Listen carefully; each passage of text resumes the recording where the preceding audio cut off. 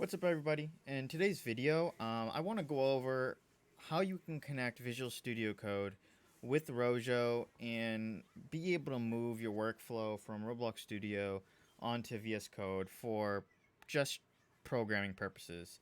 Um, First of all, what is Rojo? If we just go to Rojo, Roblox, I have to say that specifically. Um, The synopsis of this says that Rojo is a tool designed to enable Roblox developers to use professional grade software, engineering tools, blah, blah, blah, blah. And it's pretty much just allows you to use an external text editor like Notepad++ or Sublime or just Notepad, but specifically Visual Studio Code with Roblox Studio and be able to write all your code in it. So what do you need for this, right? What you need first is VS Code. If you type in VS Code, this will be the first thing that pops up and you want to download this. Now, don't get this confused with Microsoft Visual Studio, as Microsoft Visual Studio is different from VS Code. So make sure you get the one with the blue icon. Okay. Once you install that, VS Code will be like this. Okay. But before we get started, we want to create a project directory where our game will be stored. I'm going to go to Roblox, and then in my projects directory, we're going to create a, we're going to delete this, and we're going to say, let's call this video, right? And then we'll go into it. Okay. Now we're going to need Rojo. Now you can install Rojo through multiple methods. You can, if I go to the documentation right here, you can install it just by, if you can pick which way, you can do it 4-man, Crates.io, or GitHub, or you can just use the Visual Studio Code extension. But I'm going to be using the .exe, which is right here. And then if I do the GitHub releases page, this is it. Now, if you want to access this just directly from the GitHub, if we go to the GitHub Rojo right here, if you go up, you'll see releases.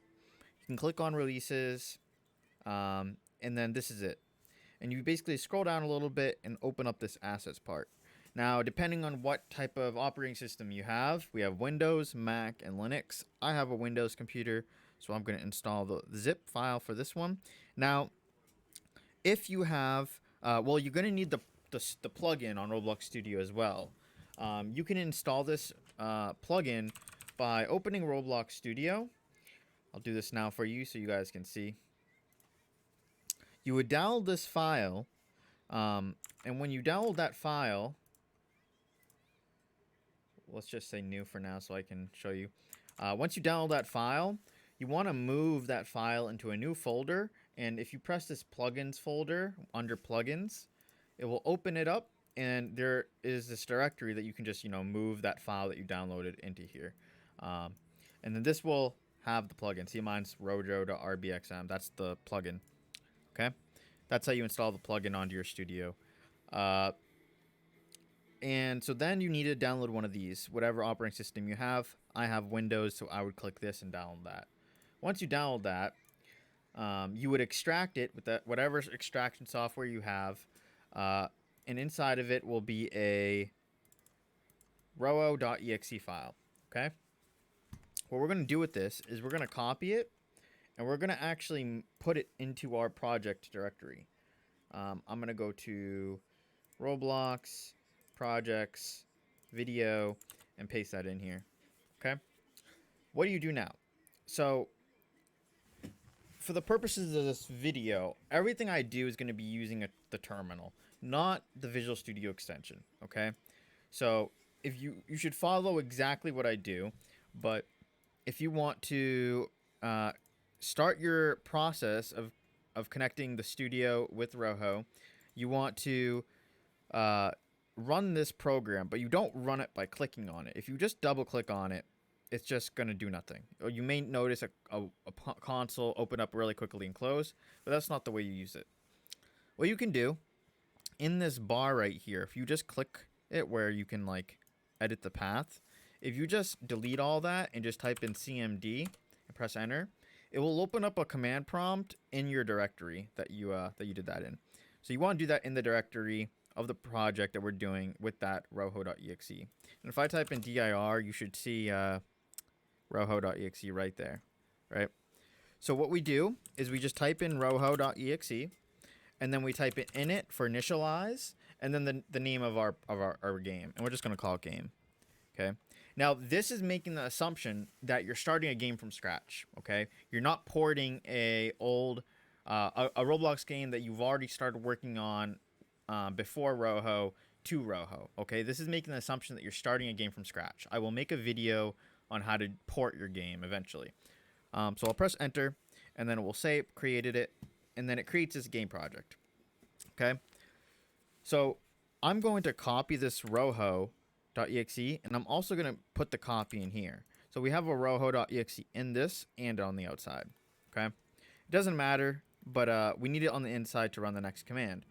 But you'll notice you'll have this source file and everything. But if we go to this project, open up our project video, and then in here, we're going to do open with code. Okay. Then you'll notice we have our source, client, server, and then you can edit your code and whatnot. Right. So now what we need to do, let's see here, is we want to be able to turn this into a Roblox game file, right? Now, you can do this simply by changing the directory into this. Now, you can do this in the current command prompt by doing cd, which stands for change directory, and just typing the name of the folder, and I named it game. And I'll just do that.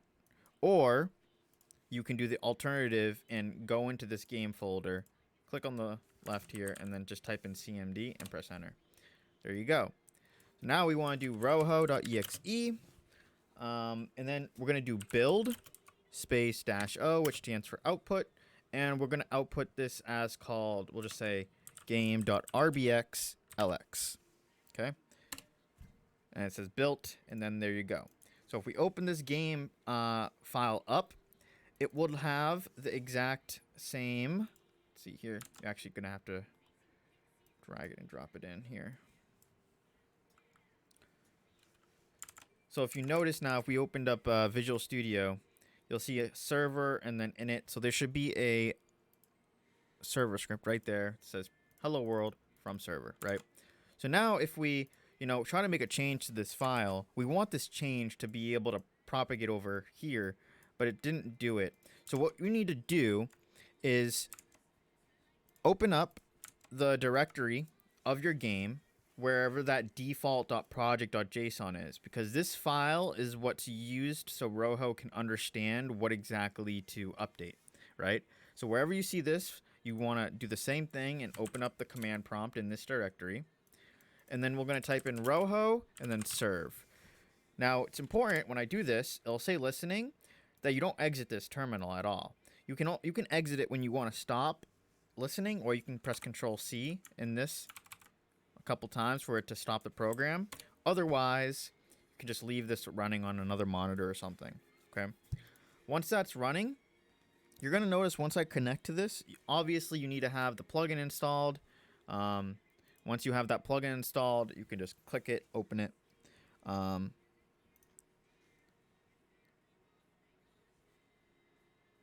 Settings there. And you can just press connect. Now, if you notice, once I press connect, it has the name of our game here, and it added the semicolon that we changed over here. So now you notice now, if I were to save that, it updates it, or if I were to say hello world, right? Everything gets updated. That also includes any files that we create here. If I create a new file, I'm going to call this test.lua. And I do type in something in here. The moment we save it, it actually created it, and it went inside that. So this is something that you may need to understand, though, and wrap your head around when it comes to Rojo and how the file structure works, is that whenever you have a folder, if you use the the name. Well, actually, let me back up a little bit, right? If you want to create a module script, right? New file, a module script. Just say module. If you just do the name of the module script .lua, it creates a module script. So if I say test module and then I do .lua, that is going to become a module script. The way you create a local script or server script is whatever comes after the name of it. So for example, if we want this test module name to be a server script, we would just type in server, right? So it would be the name dot whatever you want it to be, or if you want it to be a local script, you would type client and then .lua. So the moment I do this, you'll notice a test module of an actual server script was created. Now I can rename this to remove the server part, and it will become a module script, and it did right there. Or we can rename this to have the .client, and then it's a local script, as you can see. Now, one of the interesting things that may be a little bit confusing is the init part. Anything that is named with init and it's in a folder basically turns that folder into the script that you're saying and has everything else as children of the folder, right? So I'll give you an example. We're going to delete all these, okay? In the server, we're going to create a folder, okay? This folder, let's call this server script, right? Now, this server script is actually a folder, but we're going to turn it into a server script that it will be able to understand. So in this server script, if we do new file and we do init, now you can do a client, you can do a module script, you can do, if you just did init.lua, that means server script will become a module script. So if I just did that, for example, and you'll notice that server script is a module script. And you'll notice that, you know, the server script is a folder, not a file, even though on here it's a file. Now, anything in here we type will change in here. So we could rename this to be init.server.lua, right? And then anything else we add into this server script folder will be basically direct children of this file. So we can just type in, for example, test.lua. Actually, let's call it module.lua, right? And then you'll notice that inside of it, you'll have this module script, okay?